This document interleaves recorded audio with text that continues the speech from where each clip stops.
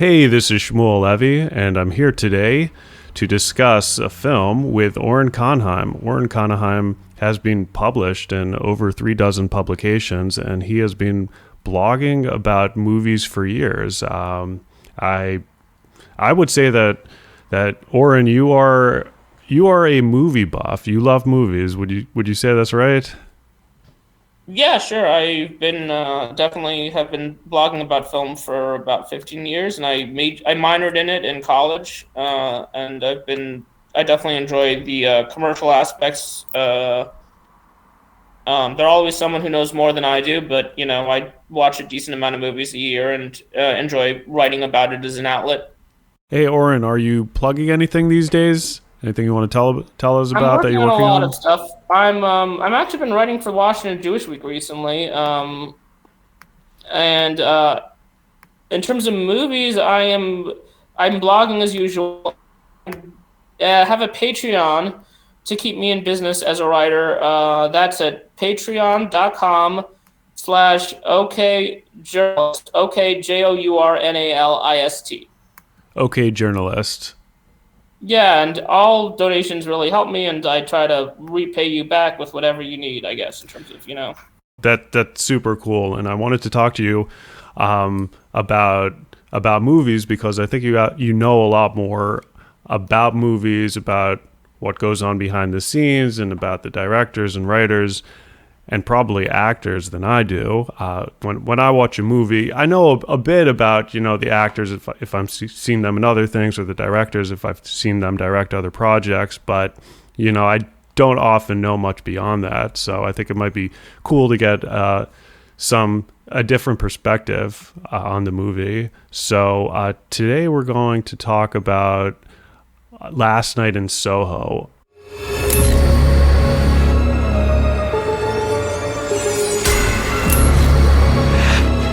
Everyone's waiting for you.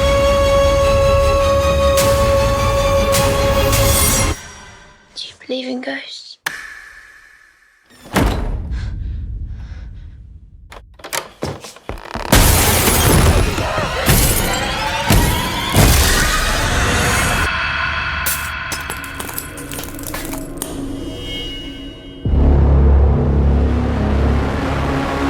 Downtown. I believe the movie came out in 2021, and it may have been one of those films that was made before COVID and released during COVID. I think in some of the things I've seen, two TV shows come to mind: The Boys season 2 and Witcher season 2. I think both of those shows were shows that the first season was made prior to COVID and the second season was made during COVID. And in both of those shows, the second season really is not quite as good, in my opinion, as the first season. So I think maybe production during COVID was kind of harder to do with all the restrictions and affected the quality of the second season. Do you have any thoughts on how COVID may have affected the quality of some of the stuff that has come out during COVID? Well, that's a whole side discussion. I think that at a certain point in time, Hollywood was able to overcome and deal with it, and I think for this is what I would call probably a slightly higher budget film. I'm going to go to Box Office Mojo as we're speaking and check what the budget was. Mm-hmm. But I think for the higher budget films, they're not going to risk doing it in the middle of COVID. So let's see what the budget is for this film. Let's see if I could find that information. Okay. Um, I'm not seeing a budget. Let's see. Yeah. I think for a film that's higher budget, they didn't risk putting they didn't risk shooting it during COVID or compromising the vision of the director. This is a film that largely works because of a strong vision of a director. Edgar Wright is the name of the director. He's done movies such as Hot Fuzz, The End of the World, Baby Driver. So those films are films that have a strong vision and when it comes to making the films, the director probably has a very large say over how he makes the film. So he probably isn't going to split up his. He probably isn't going to split the film before or after COVID or compromise the film per se. Right. And if a film is more expensive, they're probably going to invest more money in terms of like safety protocols. Right. I have the two films you mentioned, The Boys and Witcher. Witcher. I've not seen Witcher. What did you think of? Why did you think The Boys was worse in the second season? Out of curiosity. I just thought the story kind of dragged. They seemed most of the second season was all the members of the boys sort of in a basement. It just felt like it didn't get out as much, which makes sense during COVID if they had to sort of restrict where they were shooting. It just the first season was really captivated me, the story arc of all the characters, and the second season just seemed kind of stagnant. The Witcher, I don't know. The Witcher was a bit different. With The Witcher, I think, not to give any spoilers if you're planning on seeing it, but I thought the first season was very dark and sort of suspenseful, and the second season was more like magical and sort of lost that sort of creepy, serious element that the first season had, which I think is what made the show so good. I think the second season was still pretty good. Like, a lot of good characters were developed in the first season. I just think the first season was better than the second. So talking about Edgar Wright, I've seen a bunch of his movies. I've seen Baby Driver, Hot Fuzz, Shaun of the Dead, Scott Pilgrim vs. the World, and The World's End. And most of those are comedies. So Yeah, that is a very notable thing about this movie, and that's why I think I really admire the film, is because that he's known for a very cinematic comedy where he uses the camera and he uses a lot of cinematic tricks to tell a comedic story, as opposed to just putting characters there and having them be funny. He uses every element of the cinema, whether it's the score or the camera or the cutting, to enhance the funniness per se. And that's kind of part of his bread and butter. Is, I mean, there are other genres, but there's always funniness. And this is a film that did not. This is a film that was able to be really effective, but it showed different gears of him, right. without telling a story. I did find an answer to your question. The film was just made before quarantine, so it was probably just delayed on release. Mm-hmm. It was made in 2019. Mm-hmm. Okay, so we're talking with Orrin Conheim about Last Night in Soho, and I believe the film was made prior to COVID quarantine.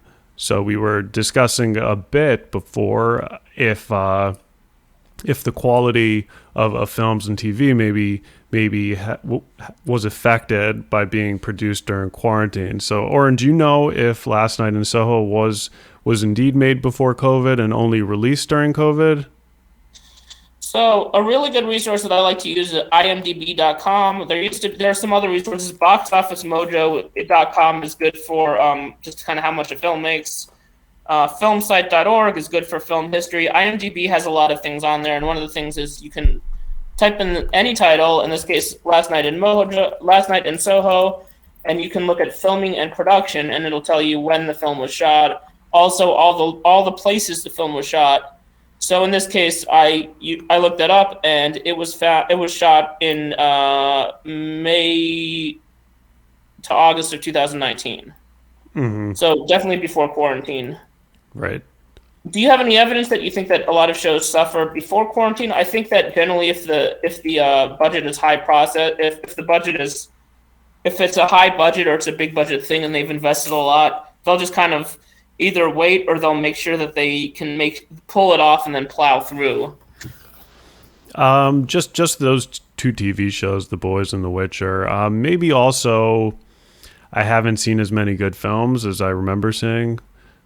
And like you said, I think the budget maybe of a lot of films during COVID has been smaller as as a lot of people are watching films at home more than in the theaters.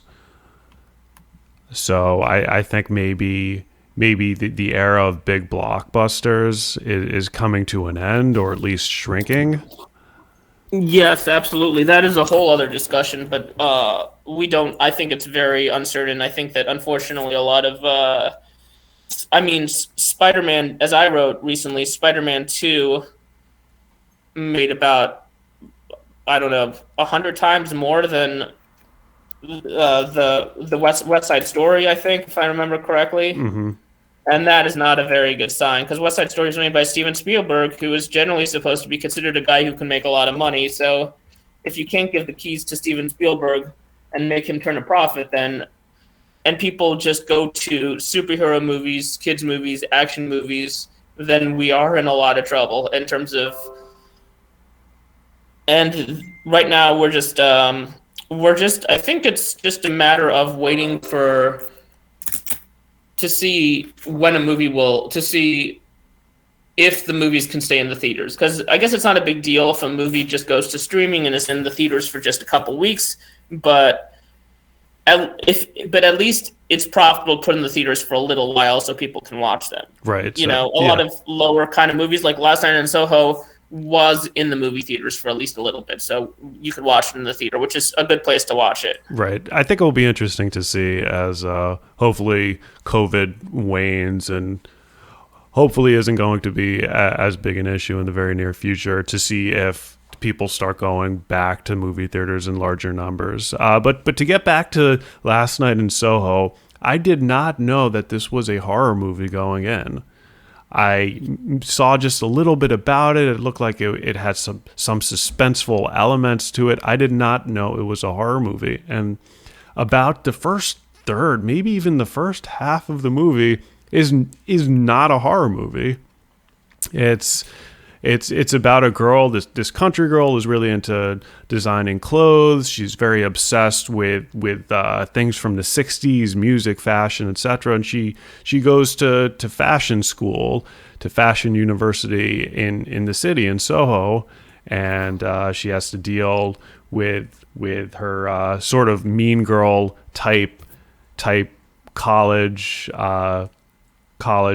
I wouldn't call them friends, but colleagues, and a roommate, and all of that. And it slowly sort of devolves into a horror film. And I was not expecting that at all, especially since it was directed by Edgar Wright. Did you know it was a horror movie going in? And did it catch you off guard at all?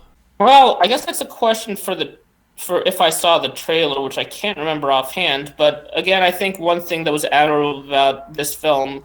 Have you seen any Edgar Wright films before? A bunch of them. I've seen Hot Fuzz, Shaun of the Dead, Scott Pilgrim vs. the World, The World's End, and Baby Driver. Almost all comedies. Yeah, exactly. So I think he's well known for a certain brand of comedy that's not necessarily funny, ha-ha, high laughs per minute, but kind of very subtle comedies that are really cinematic. It's not just putting funny people and having them be funny. It's a lot of things with the music, the score, the camera, the editing that make it a kind of a very complete movie that just happens to be funny. I think in terms of this, I think that's one reason that I rated this film so high, was that it was a really good departure from a lot of his previous movies, and that he didn't rely on humor. He just relied on a lot of other things. To me, I felt like this was a film with a lot of genres. It was a coming-of-age story. It was a period piece. It was a really good mystery. It was tension, a little bit like Hitchcock, but it did rely on a lot of horror tropes, and I think that might have been my least favorite thing about it. Right. Yeah, I thought this was turning into a period piece as the main character, Eloise, starts going back to Soho in the 60s. And as you were saying, that the director uses a lot of visuals to drive his story. The visuals in this movie are really, really stunning, especially how they go back in time to the 60s and recreate the glamour of 60s Soho. And then it's sort of this glamorous picture that maybe the main character Eloise had in her mind of this more glamorous age starts to kind of fall apart and gets nastier and nastier. At first, I wasn't really sure what was happening between the Eloise and the Sandy character. I wasn't sure if the Sandy character was a real person or if the Eloise was the Sandy character.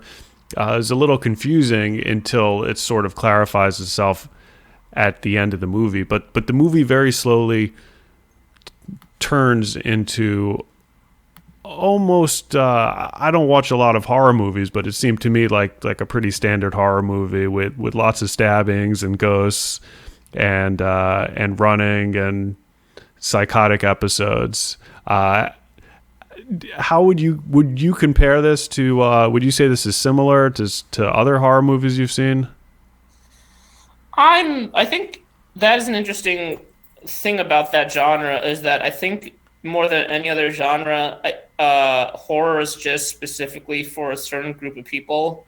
Like, if you consider music consumption, it's a lot more segregated into groups. Like, people who listen to rap and people who listen to polka and people who listen to country and people who listen to classical music and jazz music, they don't overlap as much. But generally, everyone will see, Shang-Chi and the Ten Rings, and everyone will see the picture that wins the picture that wins Best Picture at the Oscars, and everyone will see a Will Smith film, and everyone will see a Edgar Wright film and a Steven Spielberg film. There's a lot less overlap. However, I still think horror is really segregated. Like, I did have a friend who once dragged me to a horror movie fest, and it was like, I didn't love it, but I wanted to just go on a trip somewhere, and it was pretty it was pretty out there. It was pretty so I don't watch a lot of horror, but horror is definitely its own thing, and it definitely turns off a lot of moviegoers, I would say. I think that's pretty common across the board. So if you're turned off by horror, it might have been a wrong calculation on his part. Right. So, horror is definitely not a genre that I really like, but I was so sort of maybe taken in by the visuals and the strength of the characters in the movie that I followed it through and watched the entire thing. So the main character, Eloise, is played by Thomasin McKenzie, and while watching the film, I'm like, this actress, this actor looks really familiar, like I've seen her before, and I looked her up on IMDb, and I did see her in Jojo Rabbit, where she is playing a Jewish girl hiding from the Nazis in World War II. The character playing Sandy is Anya Taylor-Joy, who has been in a few things recently, but I haven't seen her in anything. She was in a TV show called The Queen's Gambit that came out in 2020. Have you seen Anya Taylor-Joy in anything? Yeah, I saw her in a film called Thoroughbred with Olivia Cooke, a very dark film about a friend and her darker friend and how they're both a little bit unfeeling. They're both like budding sociopaths. It's more of a psychological study in kind of teen sociopathy. It's an interesting film. Mm-hmm. How was her acting in that film? I mean, she's definitely being made in the star mold. She's on Saturday Night Live. When I've seen a few episodes of The Queen's Gambit, and that I did run a poll, which I guess you could see somewhere. I did run a poll of the. I just asked tons of people about their favorite TV shows in 2020, and that was there by that was the winner by a mile. She's definitely being groomed into a star, and yeah, Orrin, you're still there? You're cutting in and out a bit. If you polled 100 people on who the best 5 young actresses are, say age 18 to 22, I imagine that Thomasin McKenzie and Anya Taylor-Joy would rank somewhere up there. So this means that Edgar Wright really was able to get some really good actors for this story. Right. It's also surprising, on the other hand, that no one else in the film, I think, is anyone of note. Mm-hmm. He didn't invite anyone from any of his other films, except for, I don't know if you know who Diana Rigg is, but she was in it. You were cutting out a bit there.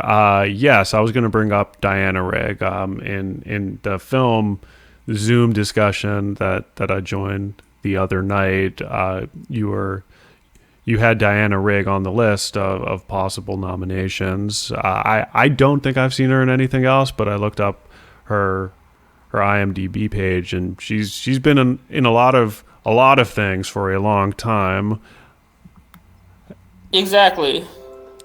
So do you think did she get a nomination? She's not been nominated by the Oscars, but she has won Emmys or at least been nominated for Emmys quite often. Basically, she's best known for two things. She was on the TV show called The Avengers, which was a really fun kind of spy series in the 1960s.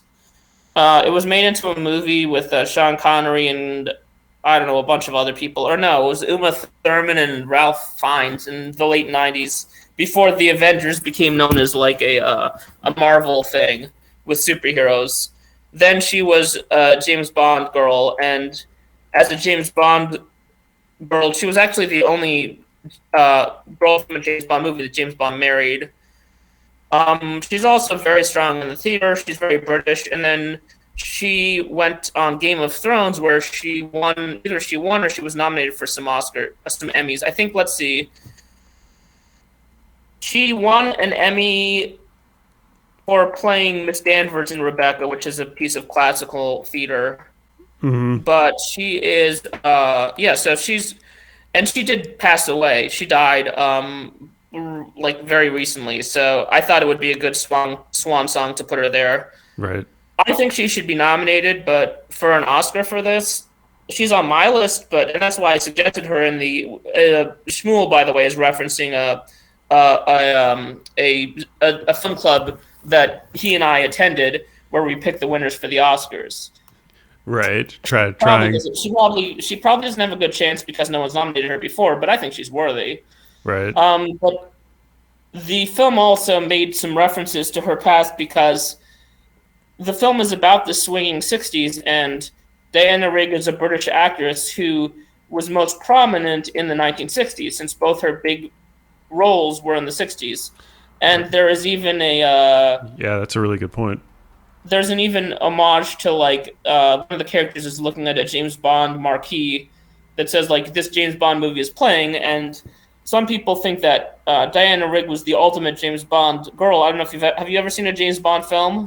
I have. I don't remember which ones. James Bond was never my cup of tea.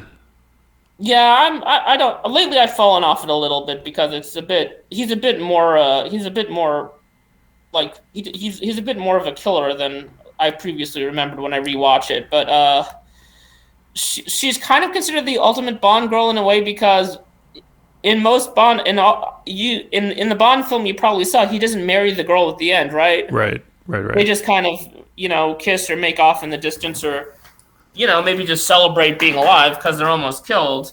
Right. In this film, he actually marries her, so he holds a place in her heart that's a little bigger. So right. Yeah, and in most of the films, James Bond films I've seen, James Bond comes off as sort of this womanizer. And growing up, I was like, get back to the action. I don't want to see.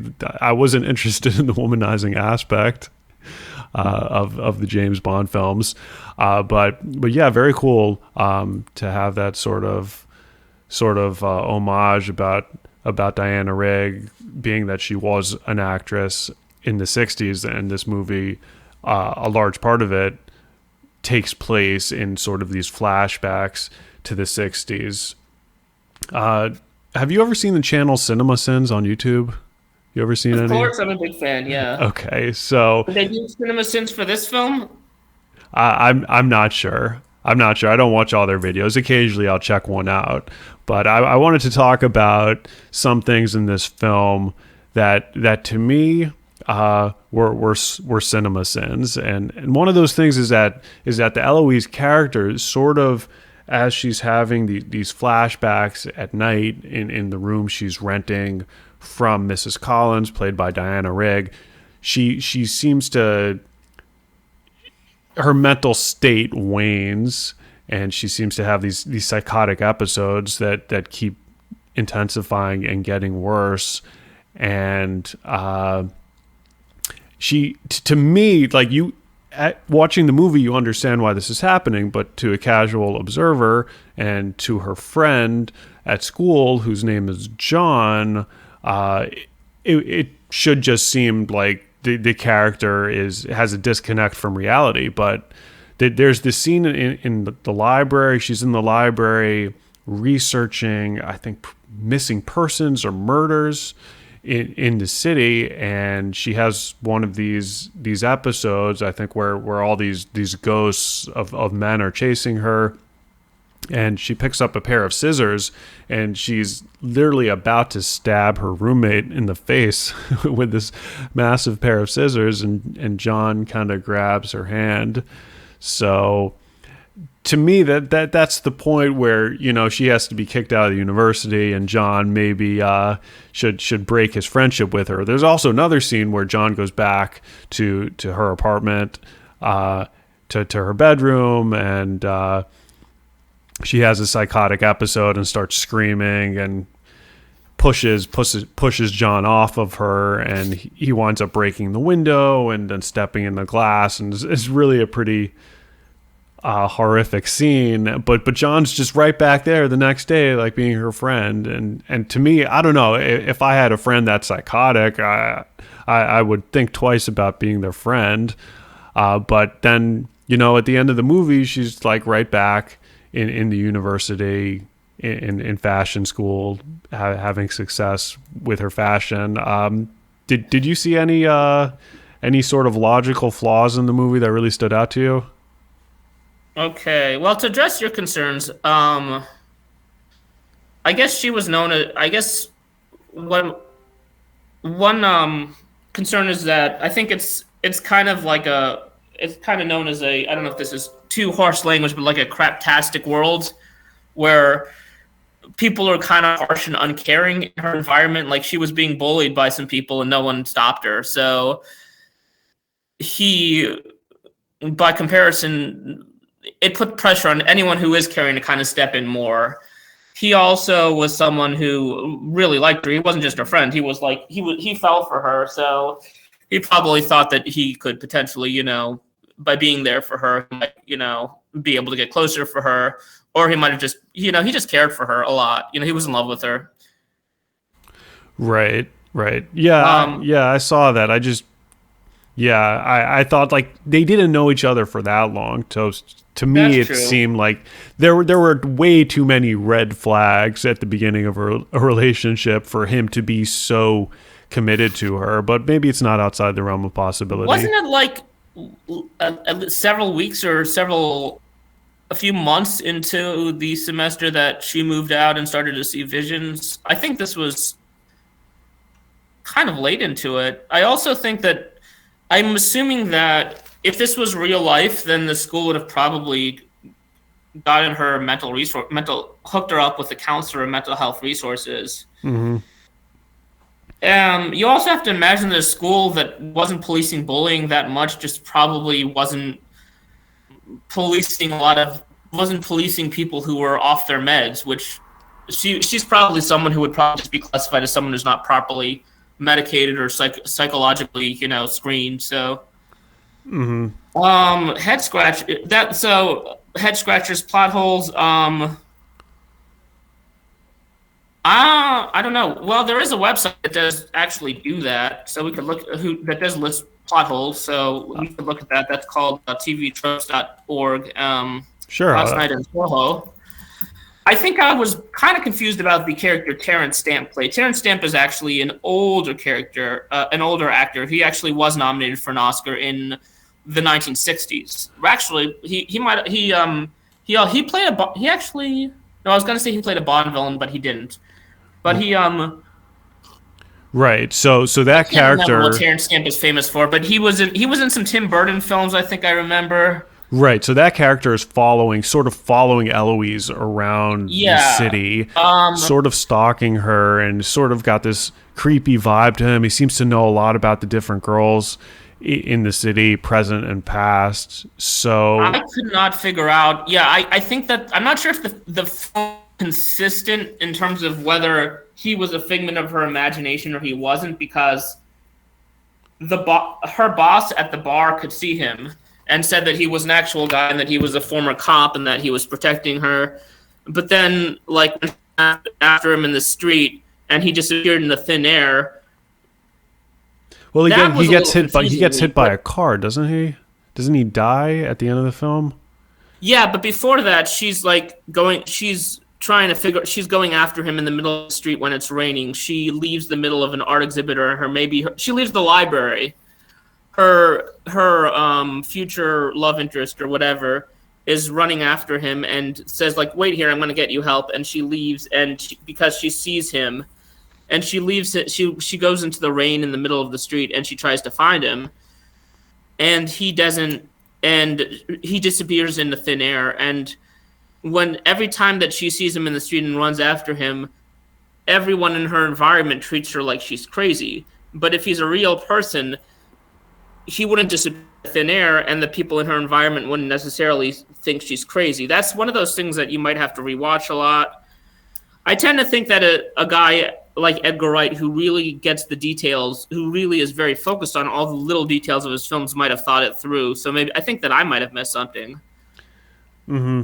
Right. But I don't know. Do you think he was imaginary in the end, or he wasn't? I think he was a real character.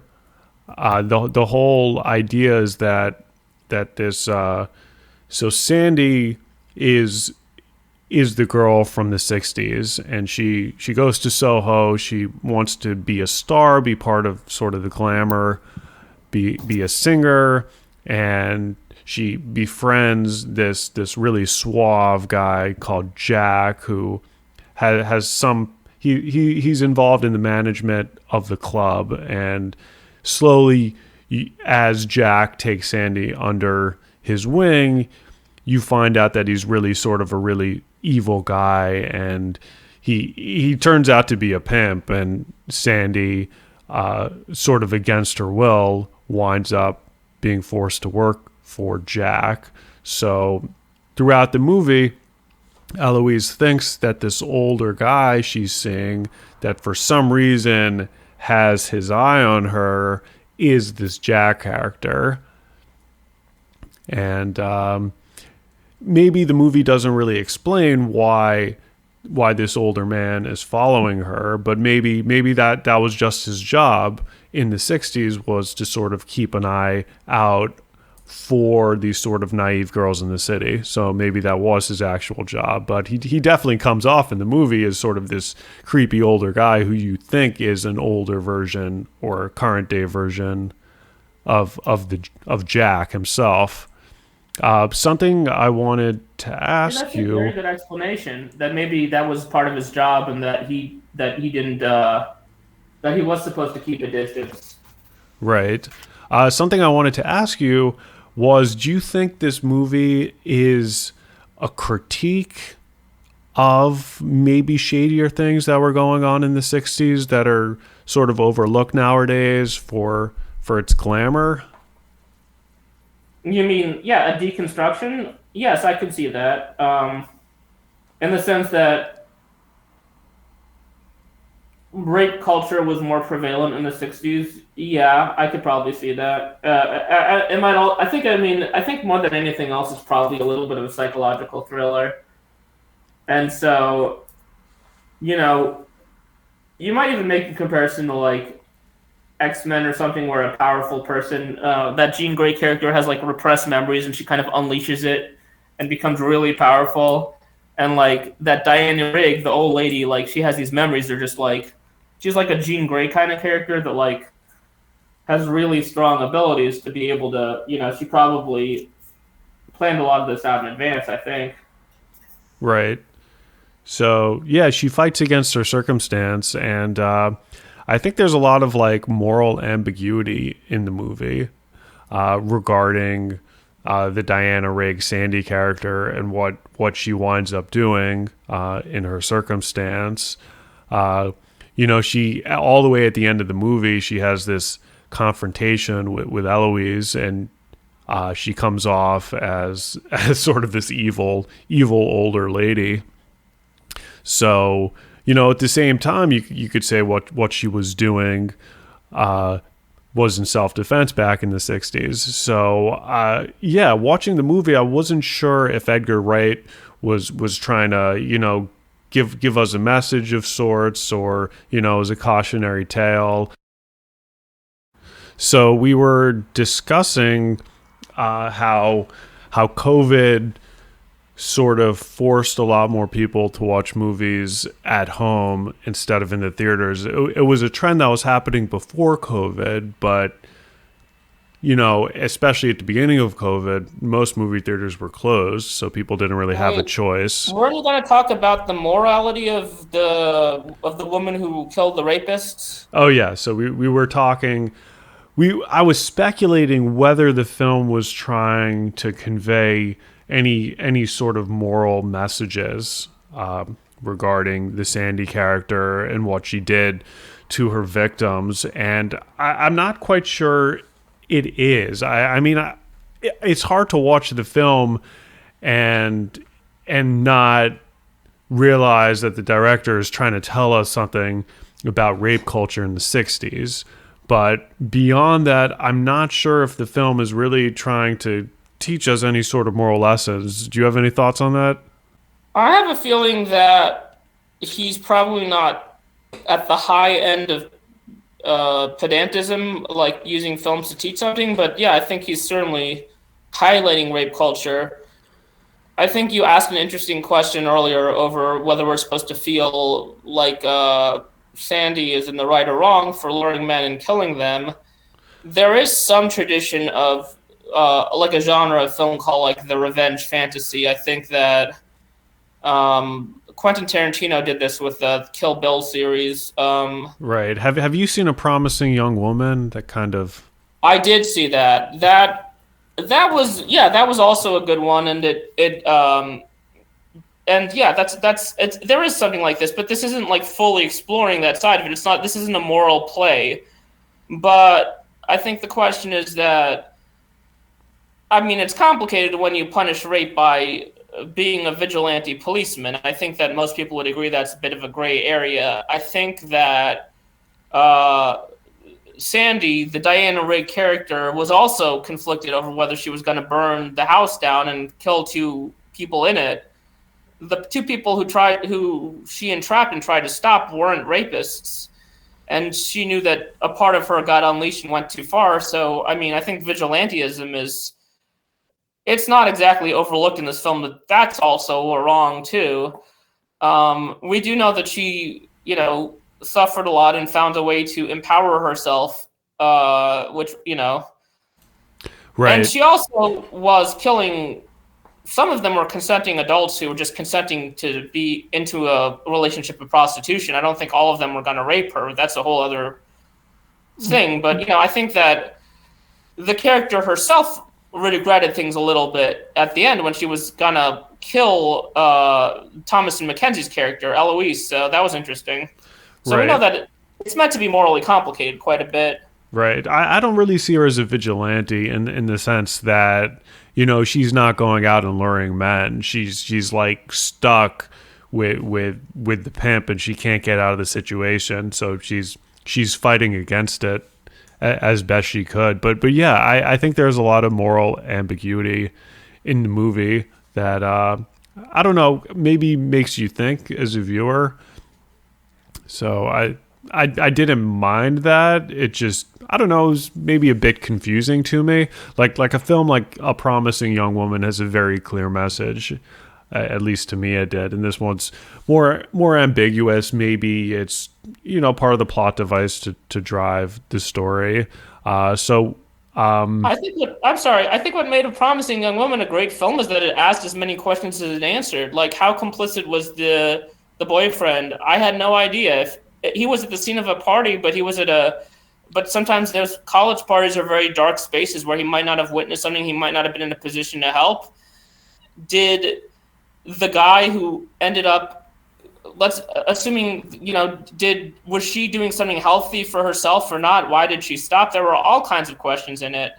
Right, but I think the underlying thing is that what happened in A Promising Young Woman was was very clearly way beyond the limits of what was right, whereas Yeah. in this movie it's like Sandy's or Jack's customers, although what they're doing may be morally bankrupt. And, if you look at the broader picture of Sandy being forced to do something she doesn't want, you could say downright evil or wrong.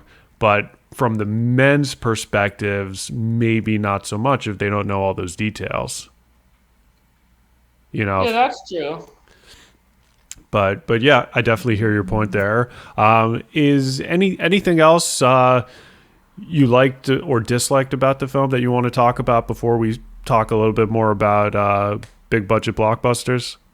Well, again, I think I think the mystery. I think that I have it as about. If I made a list of my top 5 films, it would probably be somewhere around 5 this year, out of about 30, somewhere between 35 and 40 films I've seen.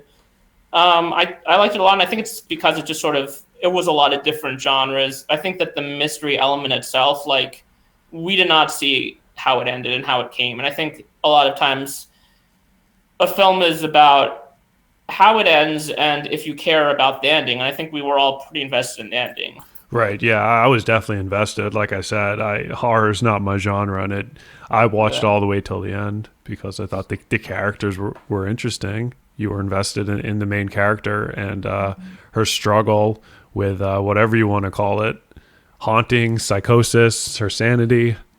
Yeah, and I'm trying to think if I've seen every Edgar Wright film.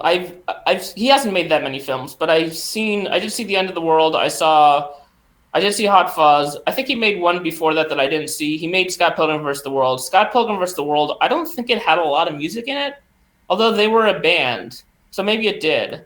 But he always, like Edgar Wright likes a lot of, like using a lot of just awesome music in his movies, and I think he carried that over here. I thought there was a lot of memorable. I remember looking at the end credits and being like, "Whoa, I really want to see the end credits to find out who's saying this or who's saying that," Right. And just to go back to a previous point I made, there's such, like I said, going into the movie, I didn't know this was going to be a horror movie, and there's such a stark contrast between the first third or even half of the movie and the second half of the movie.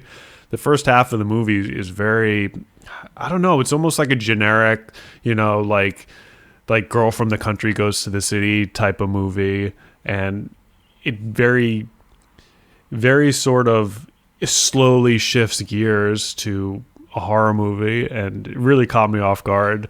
So it's an interesting movie, and I don't know. Do you think it's a movie that you could watch multiple times, knowing how the movie progresses after seeing it?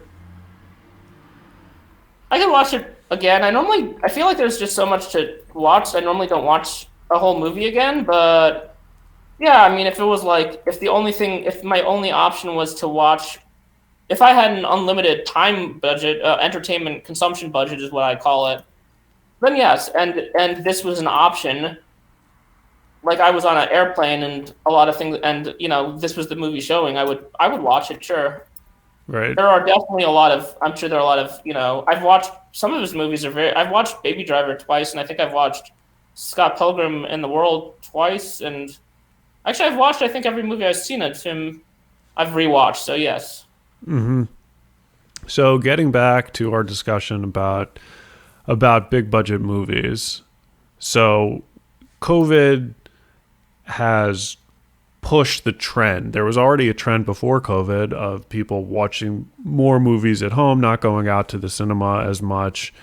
And I would say that's for a number of reasons, with all the new streaming services. Also, maybe something to do with the price of TVs. You could get a fairly large TV for maybe a quarter of the price that it cost 10 or 15 years ago. So people have these you could have maybe not quite a cinema experience at home, but you could definitely have something a little closer to it.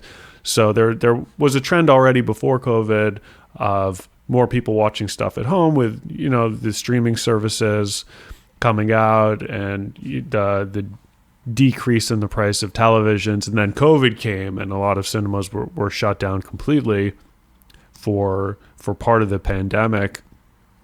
So I think a lot of studios didn't want to put all their eggs in one basket by making something that would come out on TV, and it was uncertain whether it would drive the same amount of income as the film released in the theater. Do you have any thoughts on that?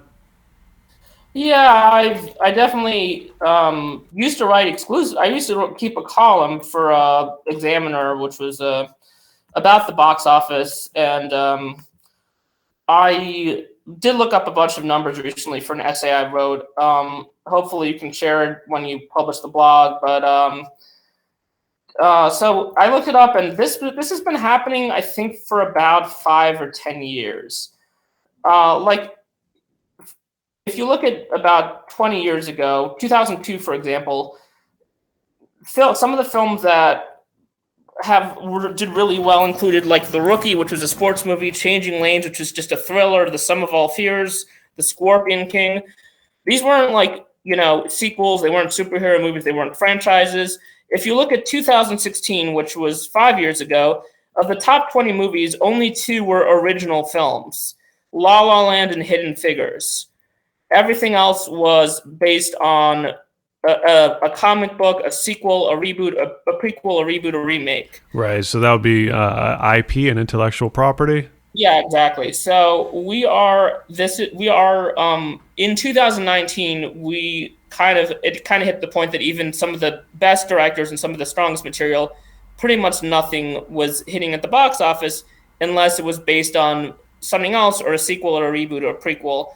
So this was happening well before COVID.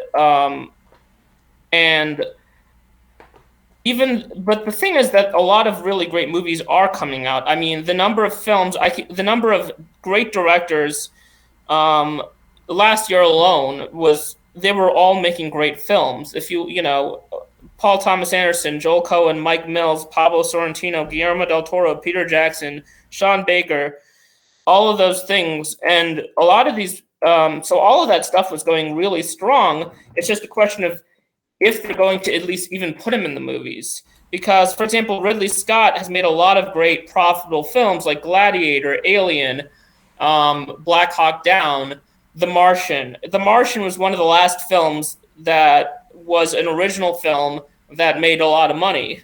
And he made 2 films, and they both failed to make money. I think The House of Gucci and The Last Duel this year.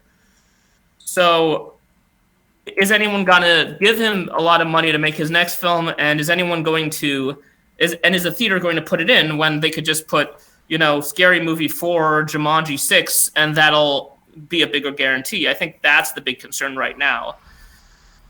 Right. Yeah, that's, I guess as a lover of movies, it's probably not something you like to see. Because if the films don't do well, the budgets aren't going to be there for films that are original.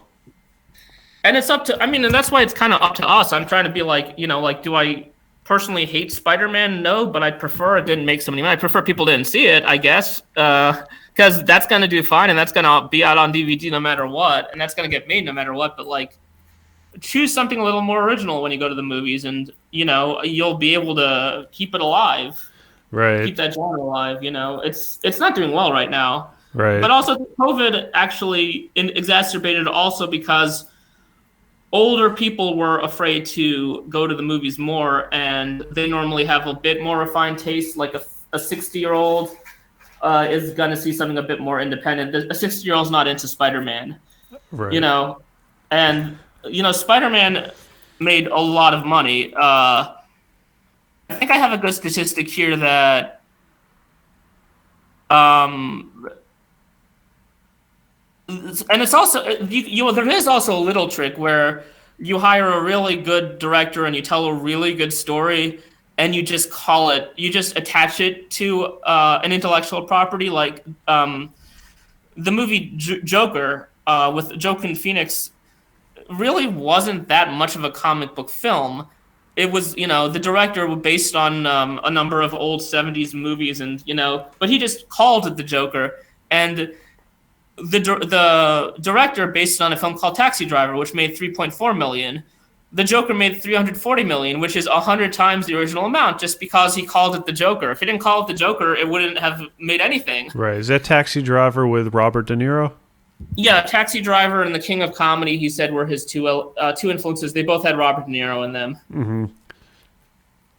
Yeah, so it's definitely something that the only hope is maybe if older people are a little more enticed to go back to the movie theaters because COVID, they might have a little more refined taste. They might not be gravitating towards Spider-Man or some of that stuff. But it's a bit uncertain. At least we always still have, like, a lot of great directors did actually go to make really big TV projects, and you'll always have that TV stuff. So Who knows? Who knows? And yeah, with hopefully COVID coming to an end, or at least enough so that people could go back out there, maybe there'll be a resurgence to the movie theaters. When you were talking about sort of this new trend where only intellectual properties seem to really be making a lot of money at the box office, it reminded me of Quentin Tarantino's last film, Once Upon a Time in Hollywood, which seems to be a farewell to the golden days of cinema, and maybe that was sort of on his mind with the current films being made. And yeah. I don't think he said that specifically in interviews, because I did really like that film, and I'm not even a humongous Tarantino film, but I did think that was my favorite film of his, and I think I saw the interview. I think he's just nostalgic for his childhood because he did grow up that year and remembered a lot about, like, he remembered some of those. He wanted to talk about the decade of that he was growing up in Los Angeles, and he's just so nostalgic for everything in the past that I don't know if he's like, I hate the present. He has so many friends who are making movies. He's as big of a movie watcher as he is a movie maker, that he probably wouldn't, like, say to his friends, like, you guys are making awful movies. But that is a very good question of whether he's someone who thinks the past isn't as good as the present. It's a good question. I don't know. Right. Well, as a filmmaker, his films are so different than the standard intellectual property films that come out today. I could only imagine that he doesn't have a high regard for them. But some people actually criticize him for not being as original, because a lot of his movies they borrow from a lot of other options. Right. But I mean, he's way more original than Spider-Man 3. He's way more original than Cars 4 or Toy Story 5. He's absolutely. It's funny because back in the day when he was first making movies, they said, "Oh, you're actually using a lot of things that came from this movie or that movie." Like, there's a scene from, like, Taking of Pelham 1, 2, 3 that he used word for word or something. Like, he made that film Reservoir for Dogs where there was, like, a Mr. Pink and a Mr. Green, and that's what the characters were in this movie called Taking of Pelham 1, 2, 3 in the 60s. And so he borrows a lot, but I think now people even everyone knows he's brilliant, but even now I think he's obviously a man who is very original by today's standards, obviously. And, Right. So as I'm 35 years old, and if I had to choose between, let's say, Spider-Man and Dune, I would choose Dune, but I don't know if that's the case with most people my age. What would you say Dune is? I guess Dune is, an IP of sorts. Definitely not the same as all the Marvel superhero movies. But what category would you put Dune in? What audience do you think that attracts? I think it's good IP. Macbeth came out this year, and I mean, if you're adapting it from like a source that's, like, really rich, like, wasn't there like Angry Birds the movie or Emoji the movie? That's like bad IP. I mean, Right. So I mean, I think it's part of it is about risk. If you make Angry Birds 2, you are not risking much, and you might be making a lot of money, but you're not furthering art or allowing art to thrive. Some people could argue that if you like with the Lego movie, that if you attach really, really smart writers, they can make a really good and entertaining movie that could, push the boundaries a bit. But if you have a source material as rich as Shakespeare or Dune, then yeah, I think it's pretty solid. Full disclosure, I actually haven't seen Dune. You're also probably not going to get a lot of. I think that film did make a lot of money, but I don't think it was based on people who read the book, because I think it was a long book and a lot of people didn't read it. The number of people who have read a Spider-Man comic or have seen a Spider-Man film is way bigger than the number of people who've seen Dune. So Dune is more high risk. Risk is important. Also, you're not defined by your age. You can be a very movie literate 21-year-old person.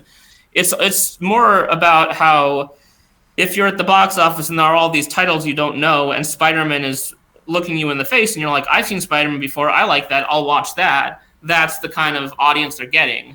Not everyone thinks a lot about what movie to see. Right. It's also kind of similar, like when you watch a TV show, if you watch the first episode or the first few episodes and you like the show, when, let's say, you come home from work at night and you sit down to watch something, if you put on another episode, you know what to expect. You might not know. Maybe it's not going to be quite as good as the previous episode, but it's going to be, maybe similar. So I think a lot of the superhero movies, people know kind of what they're getting into. That, it's not going to be horrible. It might be good, as opposed to a film they've never heard of, which is really taking a chance. Could be amazing. Could be the worst thing they've ever seen. Yeah.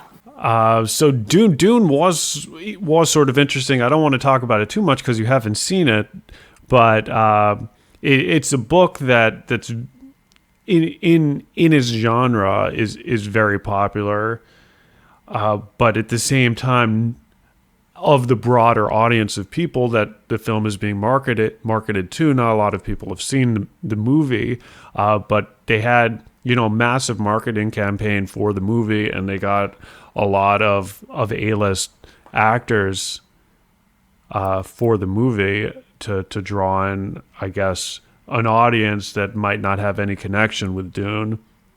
Yeah, it is possible, even in this day and age, something can hit. For example, like Clint Eastwood made this movie a few years ago when this was happening, called American Sniper, and for reasons that I would never have guessed, it became like the #1 movie of the year. Right. It beat Is that Guardians of the Galaxy. Bradley Cooper? Yeah, it beat Spider-Man. I have no idea how it happened, but occasionally, just like markets and economy, things can be unpredictable. You could call Dune a little bit of a fluke. You might also say that it might have just had some really hot actors like Zendaya or Timothée Chalamet or whoever, right. And maybe just,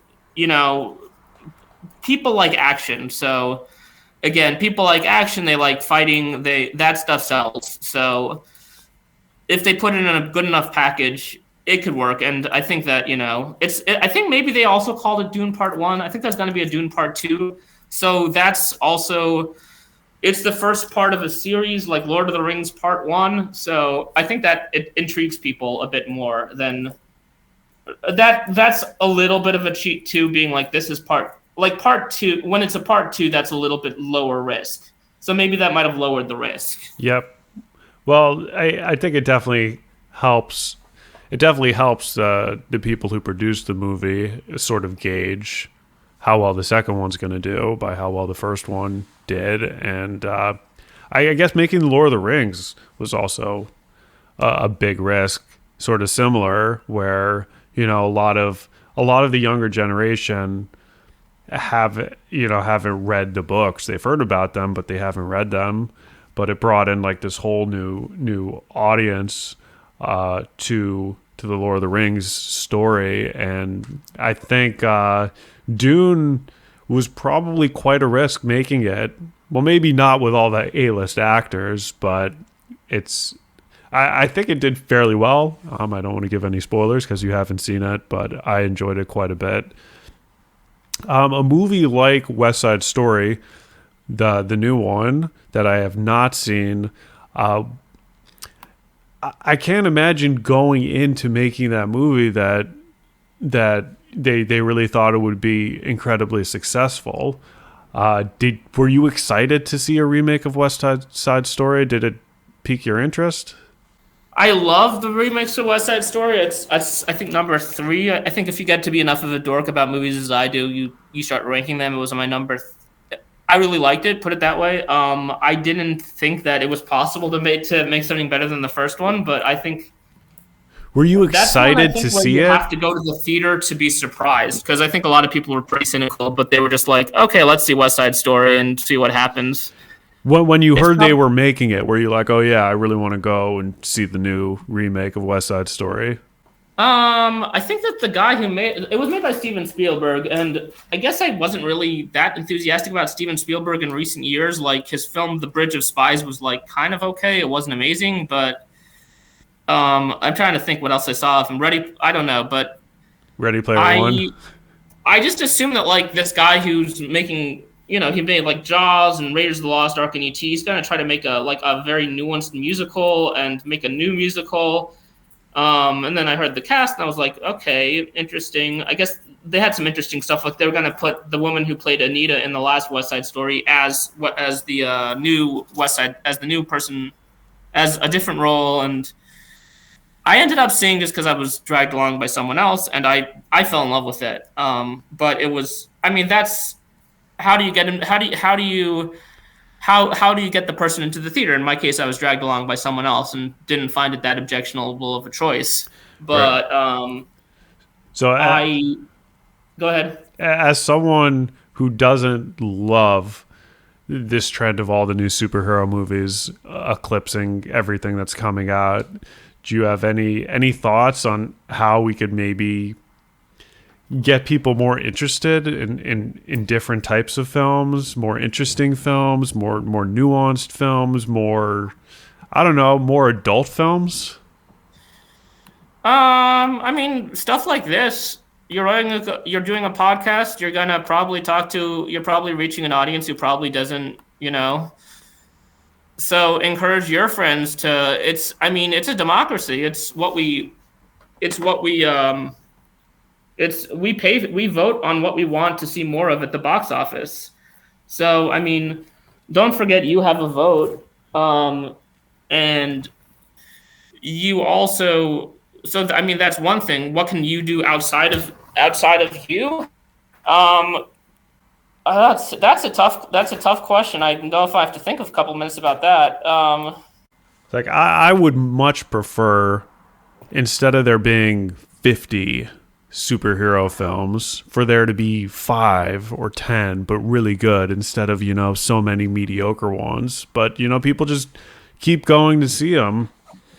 And I think it's rare that you come home from a superhero movie and it like stays with you, and you're like, oh, that's a great movie. That's like The Matrix. Okay, so that's a good question. I'm trying to think. I think what's simply important is that there is space in theaters to so that when you're walking up to the box office, your options are not superhero, or are not all kind of superhero films, or Fast and the Furious or Jumanji or whatever. Even though I do like Jumanji a lot, I do have to. Basically, I think the main thing is that I want to make sure that those films are there at the theater when you go to the theater, so that it's not all bad films. And so far we're there. The companies that make and distribute those films are owned by the same companies that distribute the other films. Although, if Marvel Studios keeps buying back Spider-Man and X-Men from other studios, then I'm not sure how that's going to change. But say back, I think a couple of years ago, X-Men was made by Fox. Fox also owned Fox Focus Pictures, which made. Let me look this up. They did The French Dispatch, The Summer of Soul, The Eyes of Tammy Faye, the Yeah, Nightmare Alley, which yes, you might call a horror film, but it was made by Guillermo del Toro, who won an Oscar for making The Shape of Water, and it's definitely a very well made film with a lot of really good actors. I haven't seen it, but that's what I hear. It's probably going to be nominated for an Oscar. Um, and so those kinds of films are made by the same company that until recently was making X-Men. I'm not sure what else Fox 20th Century does, but they probably are also making films that have the who that's maybe they're making Fast and the Furious, or I don't know, or Transformers or something. Right. So they have an interest in making sure these films get out too, as well as the big films. They might do something with theaters that's like some sort of booking, maybe that they could. I'm not sure how legal it still is because I know that block booking was called illegal a while ago, where they say, okay, you can sell X-Men in the theaters, but you also got to give some space to some of these smaller films. That might be a solution. I think it's also yeah, I don't know if I have a solution to be honest. Yeah, I don't either. I mean, if people go to the theaters and they want to see the X-Men movie, maybe it doesn't really matter what I other would. movies I are mean, playing there. you watched Spider-Man, didn't you? Right? And you I watched I Shang-Chi, saw right? I saw all the previous Spider-Mans. I didn't see the most recent one. I did see Shang-Chi. I did see that. I don't know. I figured like by now there'd be some sort of like superhero burnout from all the Yeah. superhero movies, but it doesn't seem I mean, like I reached that. that burnout. I know I that. reached it. It's just like they keep putting them out and they keep seeing them to be the most successful films. I would. There's Venom. That's probably. Let's see. Venom is Sony Pictures. Spider-Man is Sony Pictures. Universal is Fast. I don't know what. I don't know who's doing what these days, but I mean, you could definitely skip some of these. If yes, I mean, I would definitely just not spend your money on the ones that are dominating the box office and give your support to some of the lower ones. That's probably the main thing that you personally can do. As for like everyone, as for what Hollywood can do, um, they are incentivized to make money. So it's they do own films. They own the films that are going to win the Oscars too. I don't know how we would make it incentivized, except unless we sort of just did some sort of activism to get other people to, let's wait on Spider-Man until it comes to DVD or something. Let's not, Right. I'm curious to see how the second Dune movie does. Do you know is this supposed to be a trilogy or just two? I'm not sure. But yeah, it might be one of those movies that maybe sort of picks up a following. So the second one might be more successful than we think. I mean, Lord of the Rings just kind of grew and grew and grew, and I think there were a lot more people on board by the third film than after the first film. So I think we're going to wrap things up here. Orrin is an awesome writer and a serious movie buff. Please check out his stuff. All right, thanks so much for joining me, Orrin. My pleasure. Have a great day. You too.